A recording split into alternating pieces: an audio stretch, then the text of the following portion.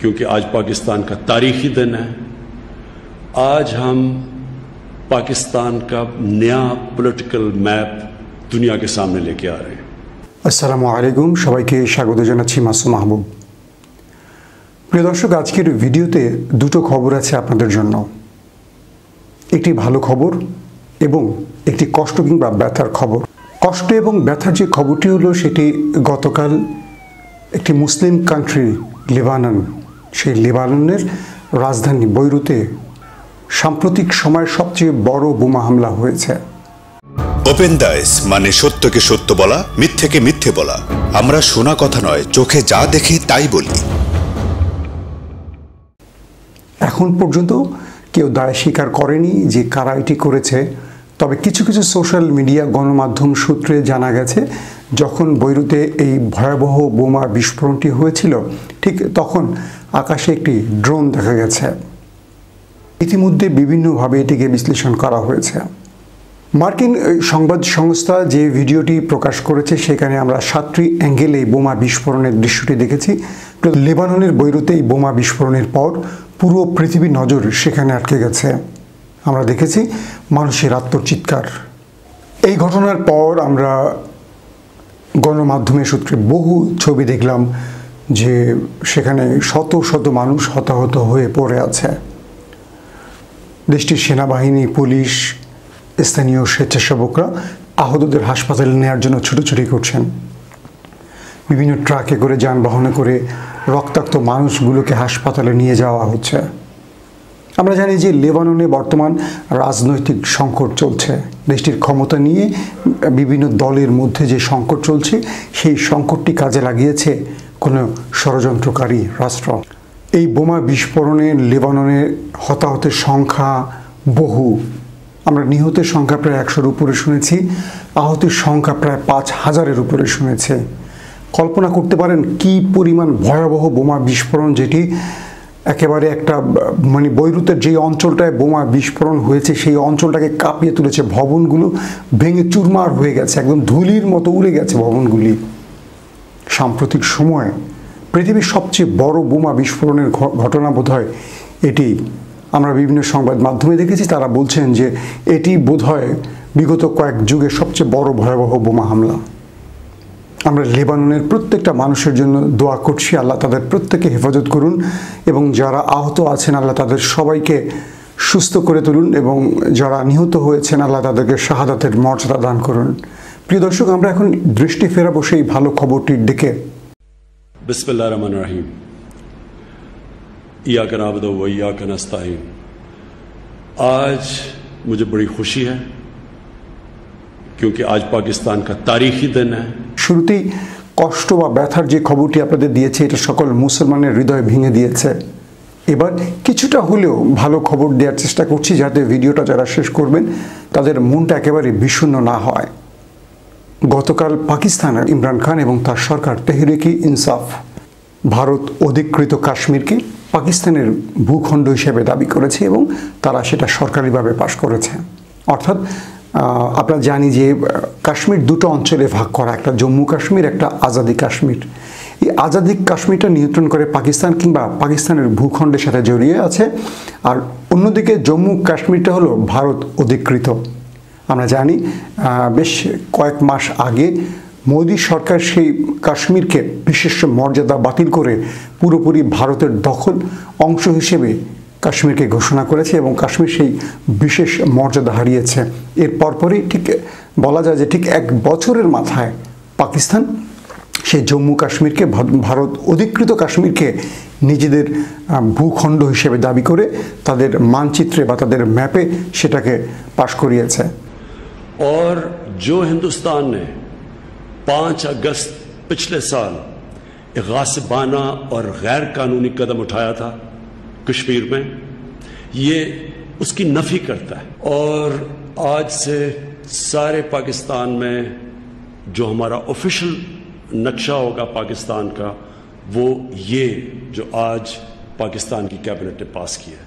अब से ये स्कूलों में, कॉलेजेस में, इंटरनेशनली ये नक्शा आया करेगा हमारा। ইতিমধ্যে পাকিস্তানের পররাষ্ট্রমন্ত্রী শাহ মেহমুদ কুরেশি বলেছেন যে এটি এখন কেন্দ্রীয় মন্ত্রিপরিষদে কিংবা তাদের পার্লামেন্টে পাশ হওয়ার পরই ঘোষণা আসবে। অর্থাৎ ইমরান খানের সরকার, মানে তেহরিক ইনসাফ যে সরকার, সেই সরকার জম্মু কাশ্মীরকে ইতিমধ্যে পাকিস্তানের ভূখণ্ড হিসেবে লিপিবদ্ধ করে ফেলেছে। এটি শুধু এখন পাশ হওয়ার বাকি আছে।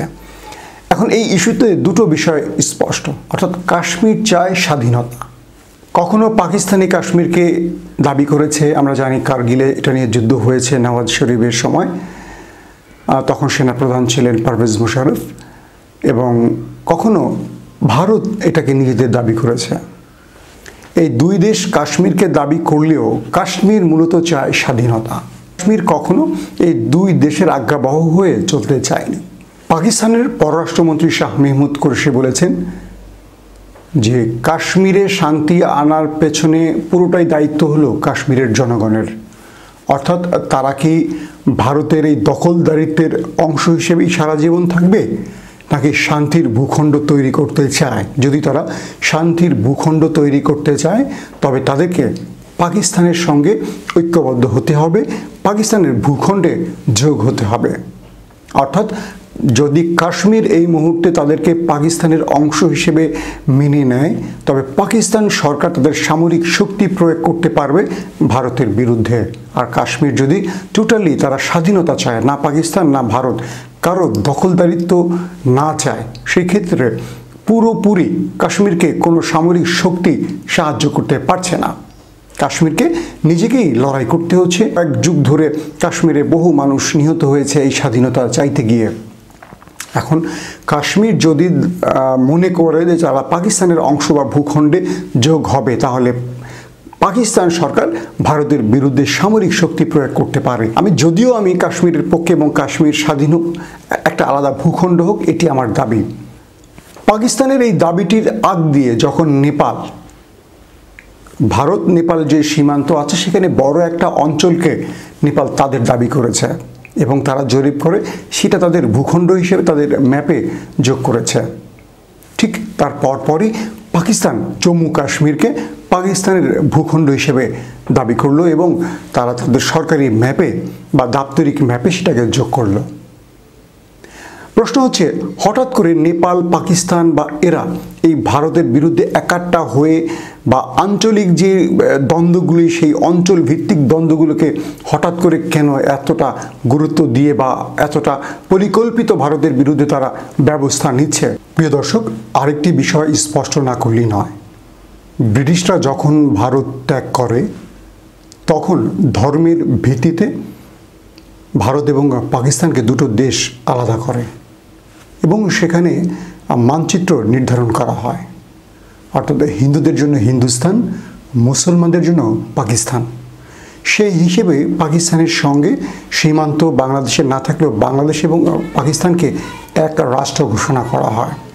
তাহলে প্রশ্ন জাগে, কাশ্মীরে যেখানে 95 থেকে 98% মুসলমান, সেই কাশ্মীর কি করে ভারতের হয়? যদিও আরও কিছু রাষ্ট্র ছিল যেগুলো ভারত পরবর্তীতে দখল করেছে, সেই রাষ্ট্রগুলো মুসলমানদের ছিল। তো কাশ্মীরকে এখন পাকিস্তান যদি তাদের ভূখণ্ড দাবি করে, এটা স্বাভাবিক ঘটনা, কারণ কাশ্মীর মুসলমান, পাকিস্তানও মুসলমান রাষ্ট্র। ধর্মের ভিত্তিতে যদি রাষ্ট্র ভাগ হয়ে থাকে সেক্ষেত্রে কাশ্মীর অবশ্যই পাকিস্তানের ভূখণ্ড হবে, এটাই স্বাভাবিক।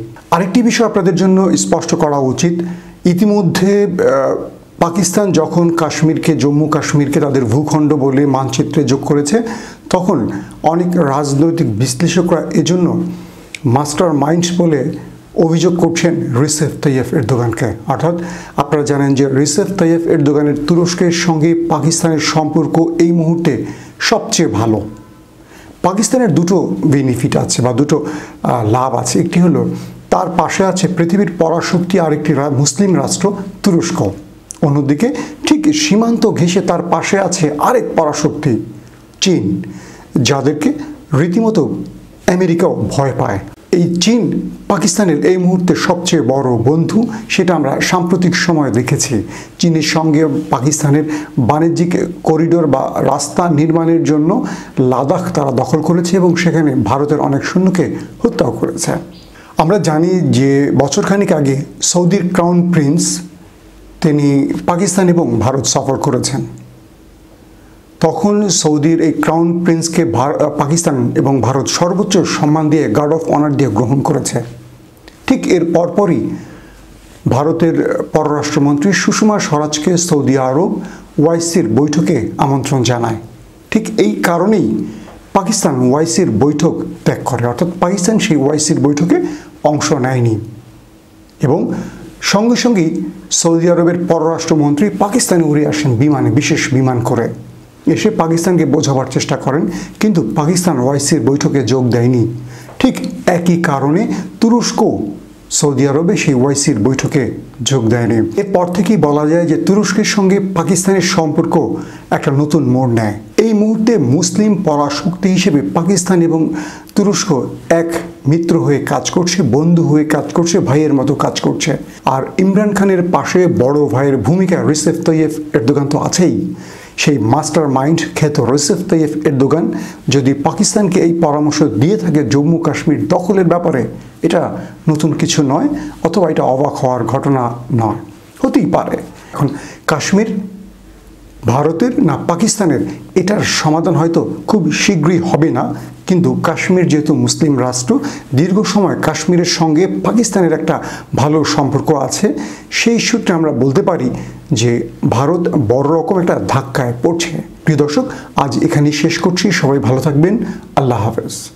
আমাদের ভিডিও যদি আপনাদের ভালো লেগে থাকে তবে সাবস্ক্রাইব করে বেল বাটনে একটা ক্লিক করুন। ওপেন দ্য আইস, সত্য ও সুন্দরের পক্ষে। আমাদের সাথেই থাকুন।